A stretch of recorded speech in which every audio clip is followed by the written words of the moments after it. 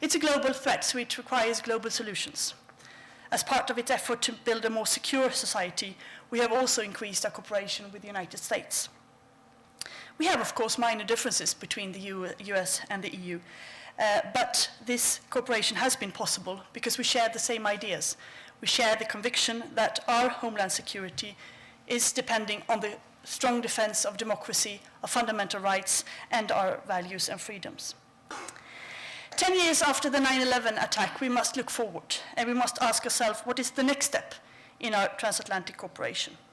I want to highlight 3 areas in here where I think we can enhance the cooperation over the Atlantic. The first one is obviously terrorism.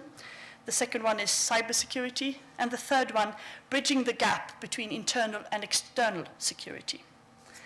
And I would like the EU's activities in this field to feed into the work of the Global Counter-Terrorism Forum that will be launched next week in New York.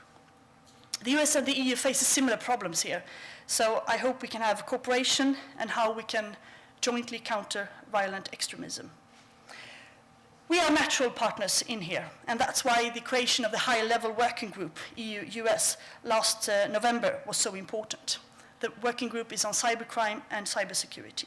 And the group has agreed to deliver concrete results within a year. And that includes exercises, fighting cybercrime, develop private-public partnerships with the industry, and other issues. And we're now preparing a report for the next EU-US summit this fall. And I'm glad to announce that we have already achieved quite a lot in these objectives. I tend to think of our counterterrorism efforts internationally as part of really a global counterterrorism network. And like any network, a network is vastly more efficient and more valuable if it's interoperable.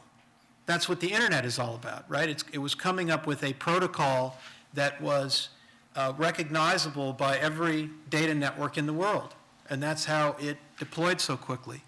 I think we need to think of our counterterrorism networks in the same way. Overall, because of the common values that we share and because of the common problems that we face, there has been a growing convergence in our approaches to dealing with terrorism. Everyone understands what needs to be done. There may be issues about exactly how we go about dealing with it, but I think certainly we are looking to deal with the same problems and we're trying to find ways to work together to address them. At the moment, the focus of the US counterterrorism effort is in sort of 3 big areas, which track nicely with some of the things that have been mentioned by some of the EU participants here.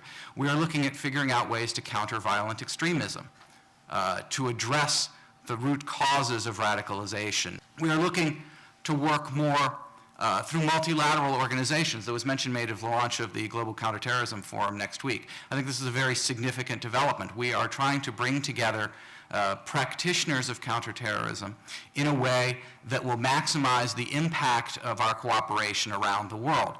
As was said, this is not meant to be a discussion group where people are trying to define things, but it is rather a group that is being brought together to engage in action, to build capacity around the world. We're very much looking forward to working with the EU on that.